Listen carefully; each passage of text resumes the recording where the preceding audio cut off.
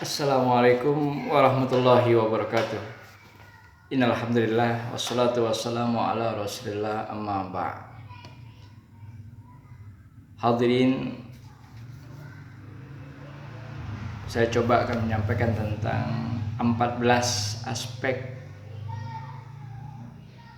cita-cita umat Islam dan indikator keberhasilannya.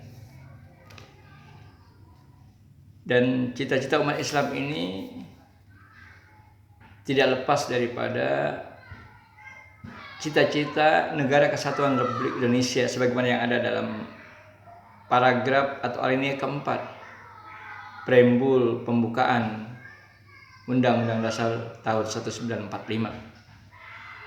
Dan di alinea 4 itu berisi cita-cita negara kesatuan Republik Indonesia. Dan itu ditetapkan, disahkan tanggal 18 Agustus 1945. Cita-cita negara kesatuan Republik Indonesia. Dari cita-cita itu, hadirin, ada 14 cita-cita umat Islam yang umat Islam terlibat di dalamnya. Yang umat Islam banyak prestasi di dalamnya.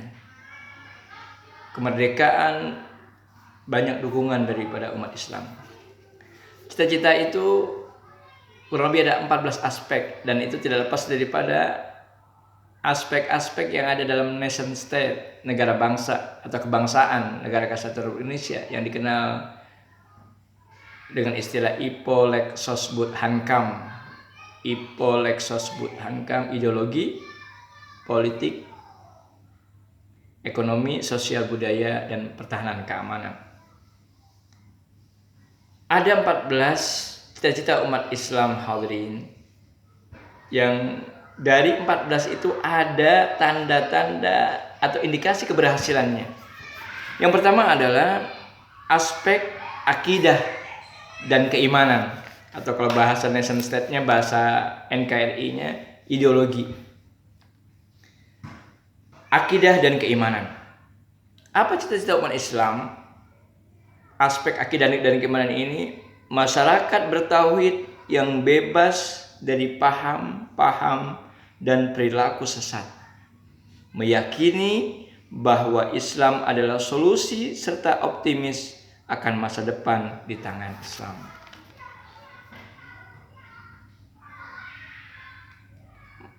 Bapak sekalian, apa indikator keberhasilannya? Ada 8 kurang lebih. Di antaranya adalah pertama, menurunnya praktek ramal, dukun, dan sihir. Yang kedua, menurunnya ateisme. Yang ketiga, menurunnya pluralisme. Yang keempat, menurunnya liberalisme. Yang kelima, menurunnya materialisme. Yang ketujuh, mengambil Islam sebagai solusi masalah hidupnya. Dan Islam itu punya kontribusi besar untuk negara kesatuan Republik Indonesia. Dan yang kedelapan, dominannya paham Ahlus Sunnah wal Jamaah. Aspek yang kedua adalah aspek syiar dan ibadah. Poin dalam Ipolexes Hankam masuk dalam ideologi. Cita-cita umat Islam apa dalam aspek syiar dan ibadah adalah masyarakat yang gemar beribadah dan beramal soleh. Setelah masyarakatnya bertauhid dan bebas dari paham atau perilaku sesat, muncul kemudian cita-cita yang kedua, syiar dan ibadah. Aspeknya adalah masyarakat yang gemar beribadah dan beramal soleh. Indikator keberhasilannya apa? Hadirin, yang pertama dari 8 indikator adalah meningkatnya jumlah jamaah sholat subuh di masjid. Yang kedua, meningkatnya jumlah jamaah sholat Jum'ah. Yang ketiga, meningkatnya jumlah orang yang bersaum Ramadan. Yang keempat, meningkatnya jumlah muzaki zakat mal, bukan sekedar fitrah. Yang kelima, meningkatnya peran serta masyarakat dalam berwakaf, wabil khusus wakaf tunai. Yang keenam, meningkatnya jumlah pendaftar haji dan umroh tentunya. Yang ketujuh, meningkatnya partisipasi masyarakat dalam beriktikaf Ramadan di 10 hari terakhir bulan Ramadan. Dan yang ke-8, dari aspek yang kedua syiar dan ibadah, indikator keberhasilannya adalah meningkatnya pengguna busana muslimah. Aspek yang kedua. Aspek yang ketiga, dari 14 aspek cita-cita umat Islam adalah aspek wawasan dan keilmuan. Sakopah bahasa agamanya, atau taskib, atau muncul di dalamnya musaqupul fikr, wawasan berpikir yang luas, keilmuan yang luas. Apa cita-cita umat Islam? Masyarakat yang gemar membaca, menuntut ilmu, thalabul ilmi, dan beramal berbasis ilmu. Bukan sekedar beramal ikut-ikutan dan seterusnya, tapi berbasis ilmu. Indikator keberhasilannya kurang lebih ada 10.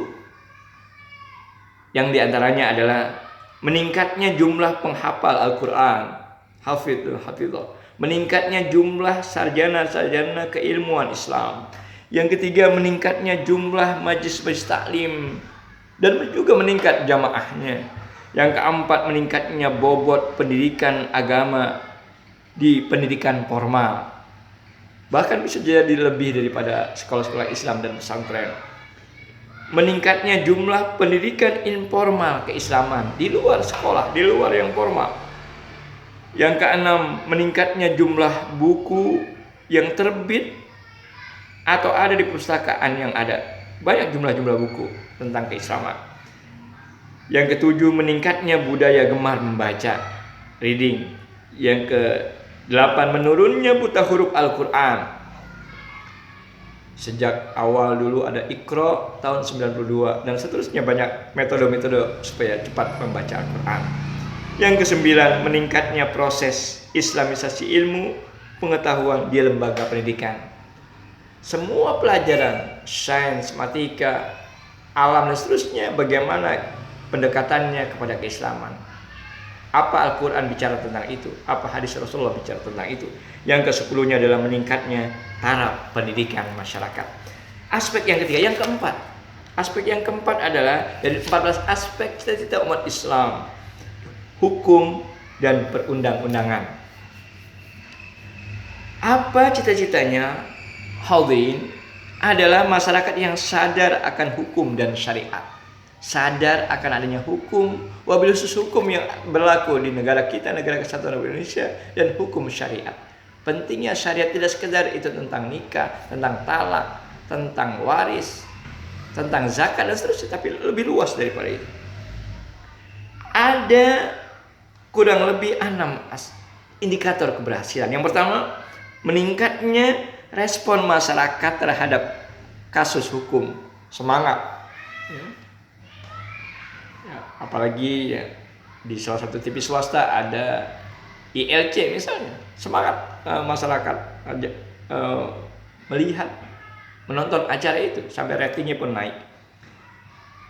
Yang kedua, meningkatnya tingkat disiplin masyarakat, lalu lintas dan lain sebagainya. Yang ketiga, meningkatnya peran serta masyarakat dalam penyusunan undang-undang, membantu anggota-anggota dewan yang atau anggota parlemen yang ada di DPR, baik daerah, wilayah maupun pusat, baik langsung audiensi dengan mereka ataupun masuk dalam aspirasi mereka, usulan atau aspirasi pada grup-grup atau kepada pos-pos khusus di tim mereka, atau kita bahasa orang banyak adalah demo dan seterusnya, dengan cara yang tentu, cara yang damai. Yang keempat, dari indikator keberhasilan cita-cita umat Islam tentang hukum dan perundangan adalah meningkatnya aspirasi masyarakat terhadap implementasi nilai-nilai syariat. Bukan sekedar yang tentang nikah atau tentang zakat umpamanya, tapi luas daripada itu. nilai-nilai Islam, syariat dalam perundang-undangan dan peraturan. Yang kelima, meningkatnya kesadaran dan partisipasi politik. Dalam pilkada misalnya, pilpres dan seterusnya, semangat untuk ikut acara itu. Bukan sekedar warga RT RW, seluruhnya, bahkan umat, tokoh-tokoh agama, ulama memberikan kepada jamaah, memberitakan jamaah pentingnya ini pemilihan.